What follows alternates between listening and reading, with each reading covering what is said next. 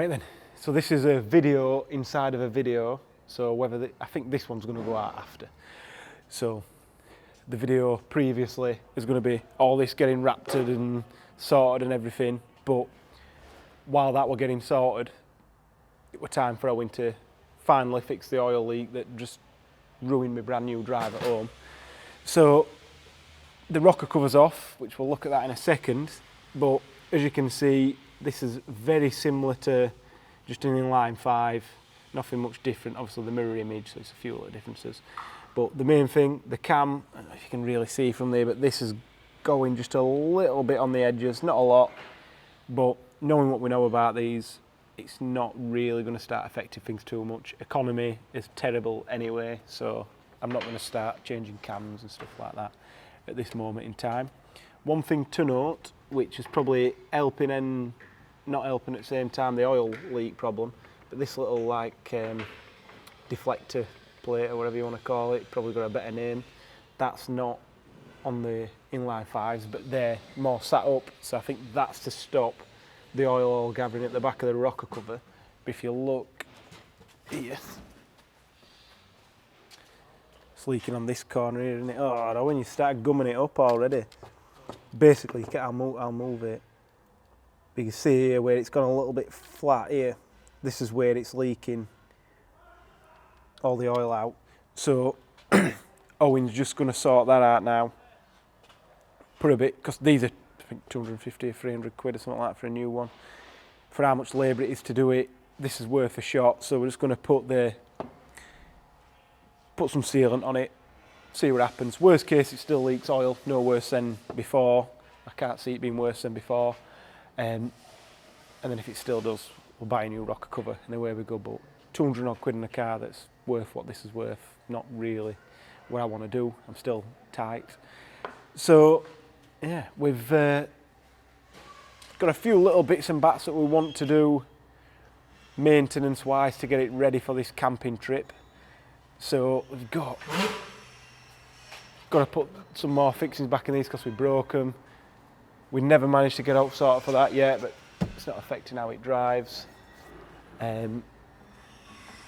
Got up to the eyeballs in camping gear. This is not the boxes it's all going in, but it's going to look like this for a bit. I think this might end up in the front wheels. Yeah, I've got some boxes coming anyway. We'll get all that sorted out. I think it's shut. Only just. Yeah, I've ordered some drawers, but they're not going to be here in time, I don't think, like a freeway drawer thing that you put in the middle or to one side and whatever. But we'll sort that out later. So yeah, the other arch is going to go on in a bit, so we'll record Dave putting that on. I kept forgetting about that. And yeah, clean it. Trying to think what else. Couple little adjustments anyway, just make sure it's all right, check all the fluid levels and everything. And yeah, we should be good to go. So where this video goes, I'm not too sure, but we shall see.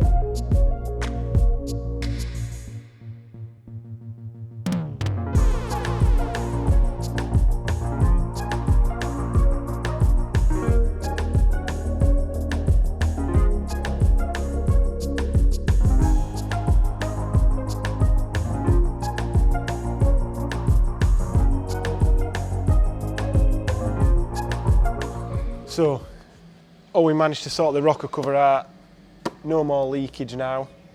And if you watch the previous video, because at the start of this video I didn't have it on, the bumper's all on and sorted, just need to get the number plate on, a couple of other little bits, under trays back on and stuff. But in the meantime, we're going to get this up in the air spanner check all around it, make sure it's all nice and tight and sort of, which I think it should be all right. I checked it all last time before we went off-roading.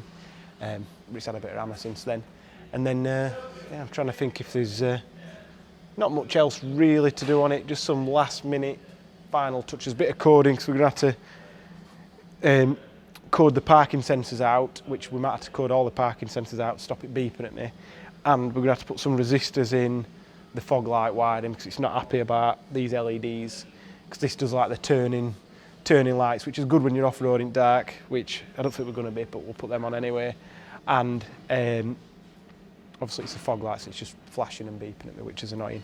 So we'll get all that sorted and then we'll go from there.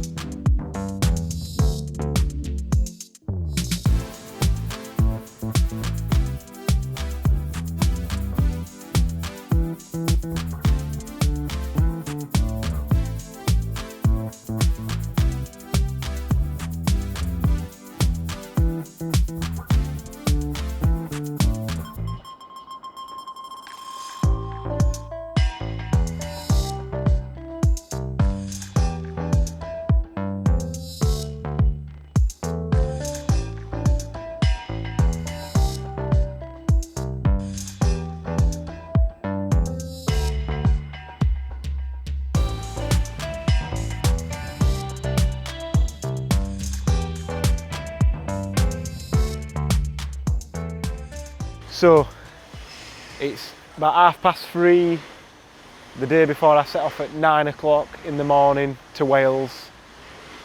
I went out in this earlier on today and coolant temps just went mental.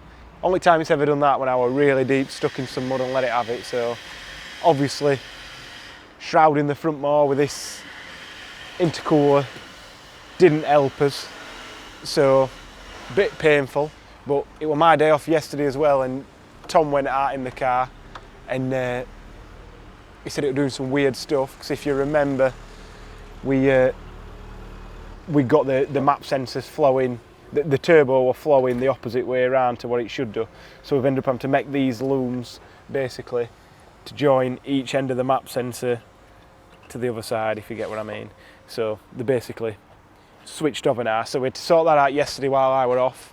But then Tom noticed it was getting hot, but the thermostat in this, which is here, they're 105 degrees, and he reported back that it weren't getting much more than 106, 107 when he were out in it, which I don't know how, because as soon as I started driving it today, it went up to 120.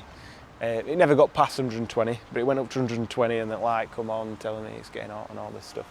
So we took all the front back off again, so third time lucky.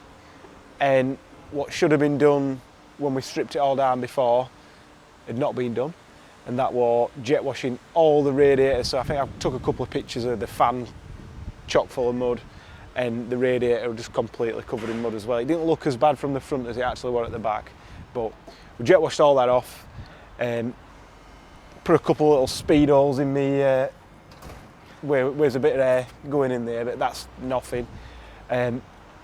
We took the grills out, and I'm going to see what it's going to take to put an oil or something like that in this thermostat and try and get a bit more flowing. Because to be fair, I'm not bothered if it don't get fully warm, it's crap on juice anyway.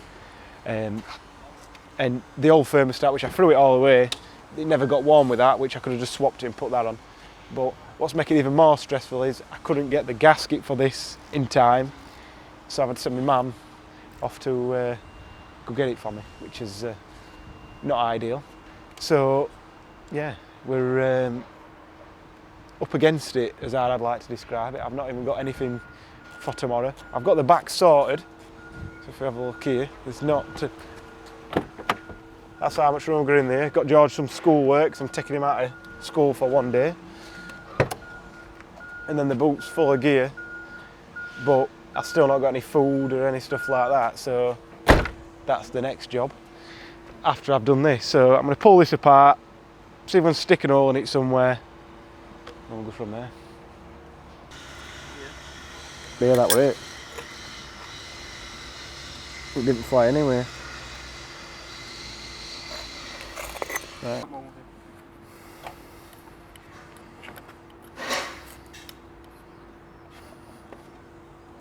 It's like well in there, isn't it?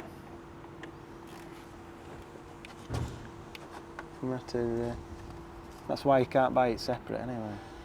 Mate, we should have just popped off now. It would have been better if it flew off. So, hopefully you can hear me. The V10's a bit noisy. It's like 6 o'clock now. I managed to get it sorted. Put this on. I drilled a couple of holes in the thermostat, so hopefully you can see that. These pipes could definitely need some more shielding around here, but we'll sort that another time. Not a big deal. So yeah, road test, hopefully all good. I think we've fixed it. See us in Wales.